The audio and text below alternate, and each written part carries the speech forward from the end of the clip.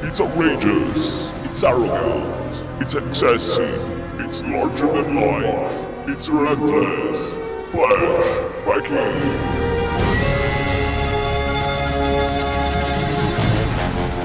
Welcome to this special episode of Relentless Flashbackin. This is your misogynistic host, Joey Cruel. This is the second part of the series Unsung Heroes of the Sunset Strip. And tonight I have a special guest, Dave Castagno. Hello to all my paisans. This is David Castagno, the Italian Stallion, coming to you from Los Angeles, California. So now you got the two Italians over here. I'm sorry. Welcome to Relentless Flashbackin. It's a pleasure to be here. Thank you. Let's start from the beginning. Can you introduce yourself? Well, I'm a child of the late 70s and 80s. I started out by listening to Aerosmith and Van Halen, and Van Halen is actually the band that inspired me to go into music. So for about 5 or 6 years, I fronted a couple of different rock bands, my favorite being a band called Screamer, just like the magazine. And after 5 or 6 years playing the Hollywood Strip, the Orange County clubs, I decided to pack it in. There were a lot of people with much better voices than I have. After that, in 1987, I decided to start publishing Screamer magazine. Can you tell me more about Screamer magazine? Sure, I'd be happy to. In 1986 is when I decided to stop performing music, and I was looking for something to do in the music industry. Now, at the time, there was a local magazine. Well, there was a magazine distributed locally, which was actually from the San Francisco area, and they would take bands' money for advertising, but they would never give any local bands any coverage. So I thought, why don't we, or I, and my investors, create a magazine called Screamer magazine that is going to cover the LA music scene. It was 1987 and the scene was really taken off. You had just had, Poison break out about a year ahead of that. Guns N' Roses was just breaking out as well. And I just thought a music magazine for LA, from LA, would be a perfect complement to the LA music scene. Sunset Strip was wall-to-wall people. The Troubadour down on Santa Monica was packed with people. And, the rest is history. As we know, in LA, during the 80s, there were legendary magazines. LA Rock Review, Rock City News, Hollywood Rocks, Screamer, and BAM. And all of them were free magazines that ruled the LA 80s scene. How in the world 5 magazines have been successful or survived talking about the same things? Were the 80s really special or what? Joey, I'm impressed. You really know your music scene. A lot of those magazines were quite small and quite obscure, so the fact that you even know their existence is quite impressive. Yes, the scene really was that special, and there were that many bands coming out all at once. LA Guns, Warrant, Guns N' Roses, the Chili Peppers, Little Caesar, the Bullet Boys. Gosh, the list goes on and on. A lot of those bands we covered before they were even signed. A lot of those bands had their first magazine cover on Screamer magazine. And flash forwarding to today, Greta Van Fleet and Dirty Honey, a couple of new bands who also debuted on Screamer magazine's cover. So we've always been looking to help out those bands who were making it. As Screamer magazine's success grew, of course we took the large bands. We took the Robert Plants and we took the Van Halens and the Guns N' Roses and the Kiss and Def Leppards. Of course you're going to take interviews with those bands, but as a struggling musician at one time myself, I always wanted to give back to those local bands, those bands who are working for free and are actually creating the scene that LA was in the 80s. So back to your original question, yeah, the pie was big and there was plenty of slices to go around. Now let's go back in time. How it was to live in LA in the 80s? As far as the 80s in LA, again, it was a magical time. I can remember in the early 80s, now this is before Screamer magazine, this was with Screamer the band. I can remember being up on the Sunset Strip and you'd see guys like Poison out there handing out their flyers to try to get you into the show. I remember when Janie Lane, again, rest his soul, was in a band called Plain Jane, and you'd see them playing in Hollywood, in Orange County, and it was just a really fun time. You know, without getting into politics, you know, President Reagan was the president, the economy was booming, people were feeling very positive about their future, and people were just looking to have a good time, you know, to coin a Poison song, nothing but a good time. So it was a great time. You know, you would see bands, you know, the guys in Rat walking around, you would see Quiet Riot. There was everybody who was anybody in the scene was walking around then.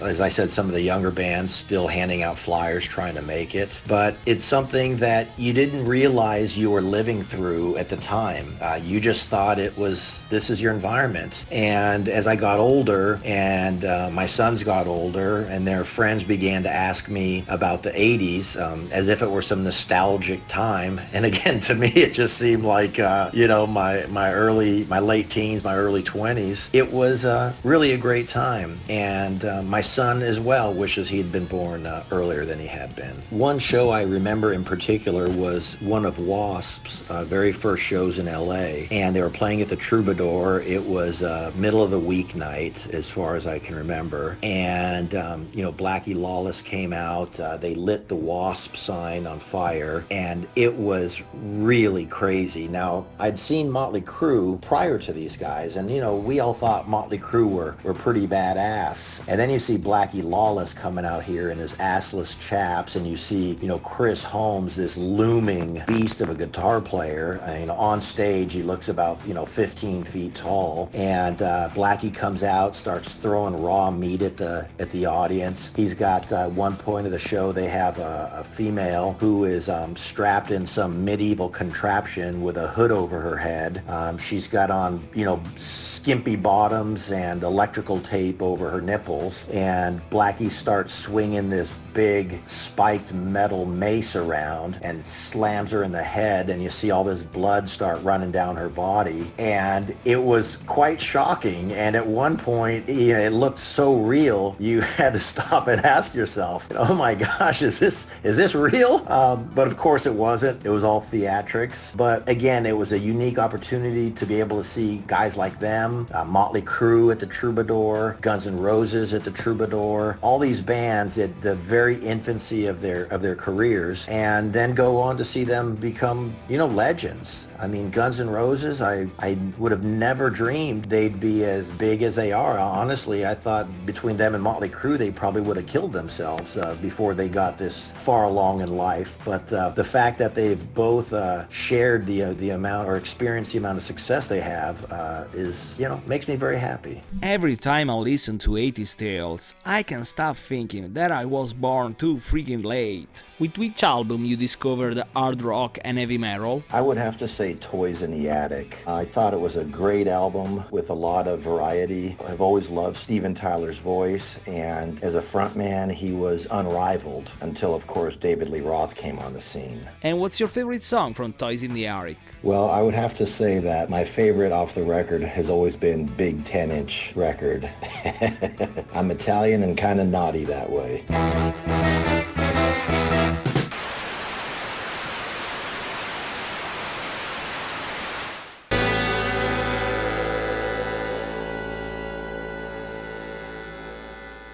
What happened to David Castagno after the 80s? And can you tell me more about the Radio Screamer experience? Well, for me, as I mentioned, in 1987, I started publishing Screamer magazine. I was 23 years old, so quite young, and I grew up kind of learning the hard way. And we had a pretty bad recession hit here in the U.S. in 1992. As a magazine who relied entirely on advertising revenue, what you had was we felt the recession much sooner than the rest of the country did. And so we were, although the magazine was extremely popular amongst its readers and within the scene, financially it was struggling. And in 1992, I sold the publication to a large publishing company called McMullen & Yee Publishing. And they took the magazine from being a local newsprint tabloid-sized magazine to becoming a full glossy, a national publication. When I say I sold them the magazine, I sold them controlling interest. So I was still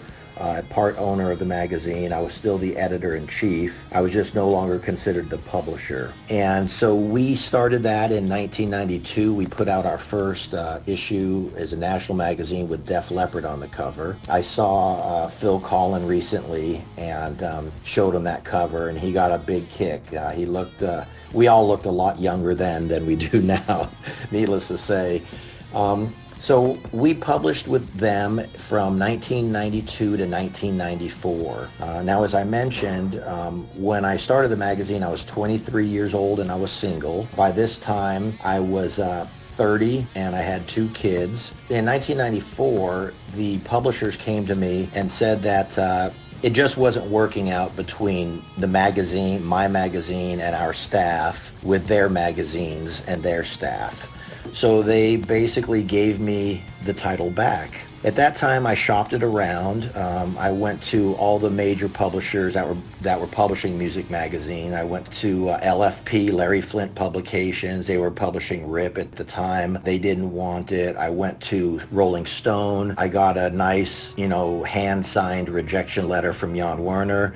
I went to Spin Magazine, same thing, got a nice hand-signed rejection letter from Bob Guccione Jr., same thing from all the guitar magazines. They all looked at us still as a metal magazine, although we had clearly begun to morph into more of a heavy metal version of Rolling Stone. We were no longer doing just straight cover interviews. We were covering topics like, did we rock the vote, violence in music, hate music, is it time to legalize drugs, that kind of stuff. So I was really pleased where we were in 1994. But having said that, nobody was interested in buying it. So I pretty much left the music industry for a number of years. As I mentioned, I had 2 sons. So I went, full-blown dad. I continued with my ad agency, which I had been running simultaneously with the publication. And I raised 2 boys. They're now 29 and 26. I coached about 25 baseball teams amongst the 2 of them. We traveled around the country playing baseball.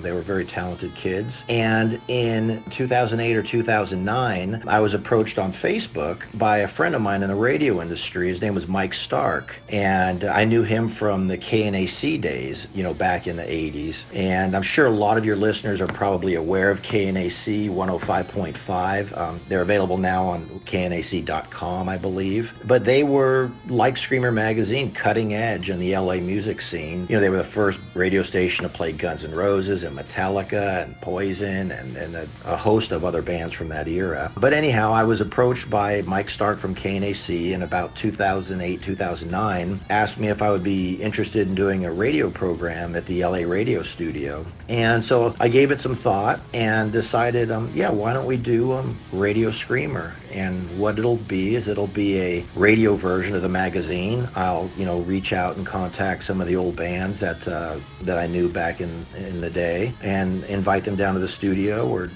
by phone, depending on where they were located, and do interviews. He loved the idea. The radio show really took off. At one point, I believe we were on well over 40 or so podcast or internet radio stations. We were on about a half a dozen terrestrial stations. But as you know, Joey, radio is a tough area to make money in these days with so many options. So after about 5 years of having a blast, I was able to interview a bunch of guys that I, hadn't had the chance to interview or before. Marky Ramone was one. And so after 5 years, I determined, it's just time to stop with the radio show. It takes an enormous amount of time, again, as I'm sure you know, and the financial returns were not great, and so I decided to focus my attention on Screamer Magazine, or as it's known now, screamermagazine.com. And so that brings us to today. this answer is really important because it shows you, again, that the 90s weren't bad only for, the iron metal bands. The 90s were a disaster, a force to be reckoned with for more people than you can imagine. What do you mean with the financial returns weren't great? I was the show with Radio Screamer, so they gave me the studio to work in, and like the magazine, I was going to be paid on advertising revenue. But when you don't have a staff to go out and sell advertising, it's kind of hard to do. And I was more focused on the music and the interviews and really the fun. Most of all for folks like yourself and the younger generation who missed the 80s and really feel like they were born too late in life. So if I had the opportunity to bring that back to life for them and give them a peek inside of what it was like from first-hand knowledge, hey, I thought it was fun, I thought it was worth it, and money really wasn't an issue. But as I said, when you put, so many hours per week into a radio show with no compensation, you're losing money somewhere else. So I didn't do the show for the money, but at the end of the day, after 5 years, I found it hard to justify putting in so many unpaid hours of work when you have a family that you're trying to support. I want to thank you because there are all the podcasts. In fact, I downloaded them all, so I have all the Radio Screamer episodes on CDs because I want to keep them forever. I understand the tough situation, but still, as a fan, I want to ask you, will Radio Screamer ever return? Joey, and I thank you for listening to the podcasts and saving them. It's nice to know that you've done something that somebody appreciates and hopefully will live on to another generation. Joey, I loved radio. I really enjoyed doing it. I was certainly not professionally trained to do it, so I'm sure there were a few mistakes along the road. And I would love to return to radio, but to be honest with you, there would have to be some money in it for me. I'm not getting any younger, of course. I've got to be really mindful of my time and how much time I dedicate to each of my projects, because I am involved in a number of projects, many unrelated to music. But I never say never, so, who knows? Maybe we'll be doing a radio show together one day, Paisan. The weird thing is that back in 2014, I was daydreaming about coming to LA and to try to be a guest in your show, so I hope that sometime it will happen. Do you want to choose another song for the listeners? Well, I must confess, the band that I'm really into these days aren't from LA. They're from England, the Struts. I'm not sure if your listeners are familiar with them, but they have got every bit of the spirit of the 80s and late 70s bands. And I like most of their music. The one video that I think is just fantastic, it's shot here in Las Vegas, here in the U.S., is called Prima Donna Like Me by the Struts.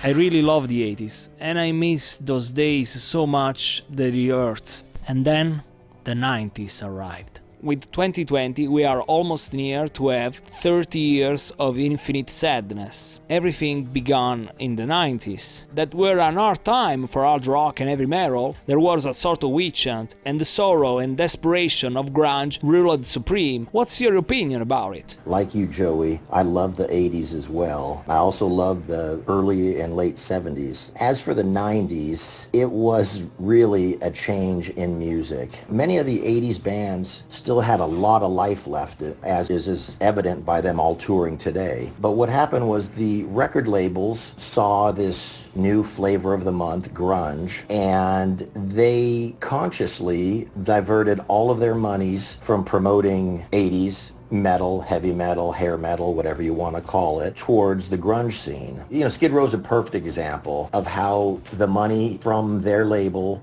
diverted, again, from them to grunge artists. It would happen with all of the 80s metals bands, Warrant and LA Guns, etc., etc. Fortunately for us, many of those bands have persevered and are still out playing today. The nice thing is that you can see them in much smaller venues than you would have seen them, 35 years ago. So that's a plus. plus. Of course, they're all much older. Some of them sound as good or better than before. Some of them not so much. But the 80s was a time of, excess and happiness. I think that maybe just the music industry got tired of the happy excess of music and decided they loved this really depressing music that was coming out of Seattle. And when you live in a place that rains, 300 plus days a year, yeah, I think it's going to make for depressed people and depressed music. So I'm not a big fan of the grunge music at all. The only band out of there that I really liked was Soundgarden. I thought Chris Cornell,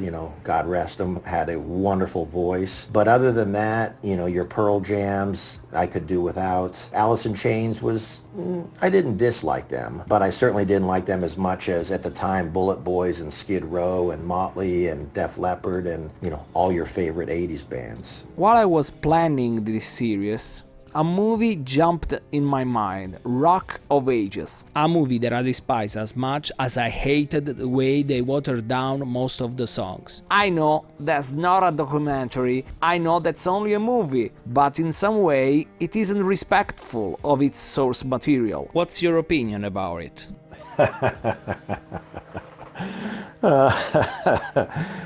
I agree with you. It was originally a stage musical, which I saw on stage as well. And then they did the motion picture starring Tom Cruise. And you don't have very high hopes for a, Broadway-style metal-themed musical. So I was actually pleasantly surprised with the live performance, the stage performance. As I said, I went in with very low expectations. But the movie was very corny, very every bit as watered down as you mentioned, but they show people outside of Tower Records, and I'm not exactly sure how they did that, if it was CGI or they built a set or they rebranded the building there, and it's a movie I only saw once. Among the many reasons why I hate this movie so much is that the set was really magic. They decorated an entire street in downtown Miami, so the 80s Sunset Strip was alive again. And then, what you got? A crappy movie with gross mistakes. In fact, when you see the movie, the set is working. I can understand that every location can be exactly like the real location. For example, the Roxy isn't at all like the real Roxy. But it's a movie, you can understand it, but the bad thing is they didn't follow the real location's order. So, for example, the Tower Records is near the Gazzari. You have all these resources, you can build an entire fake Sunset Strip, where you can go extra mile and be careful for something that really means a lot for a lot of people. I really don't understand. Now on the flip side of that, Rockstar with Mark Wahlberg, that was a great movie. I've seen that movie a dozen times. What I like so much about Rockstar was before he joined the band, the Steel Dragon, I think, he was in a local band, and some of the conversations he had with other bands, like that scene in the parking lot where people were flyering cars, was just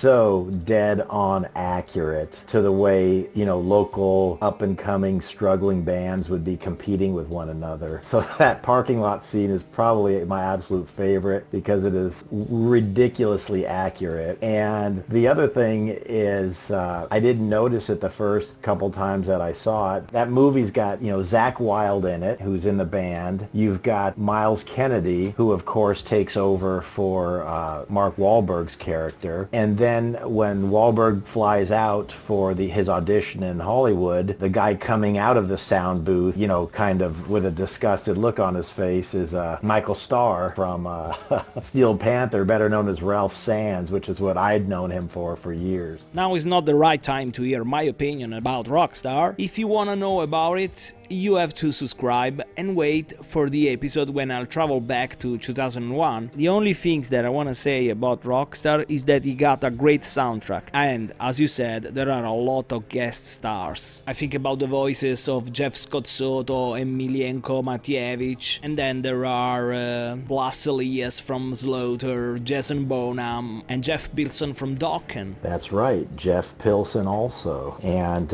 who has now spent more time with Foreigner Foreigner than he spent with any of his other bands. Jeff is quite a good producer, though. I know he's working with a lot of bands these days, and always just a really, really super nice guy.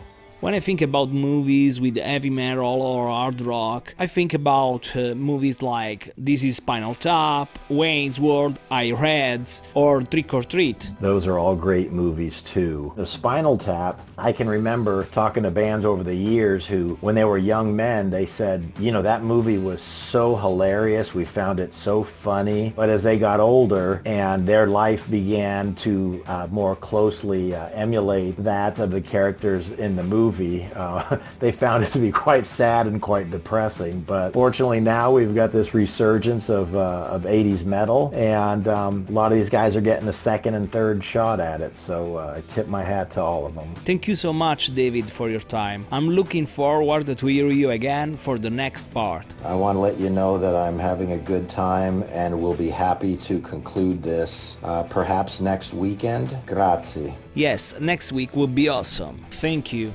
If you don't want to miss the second part, please subscribe to the channel and follow the show on Facebook, Instagram and Twitter. If you want to give your support, please visit Patreon. And remember that you can find a t-shirt for every year on Teespring. Relentless Flashbackin is easy to find, because the name is unique all over the web. And now, from the Greatest Tricks album, here is an unreleased track by Bang Tango, Can You Boogie? Stay outrageous, stay larger than life, Romeo, Foxtrot, bravo! Hey,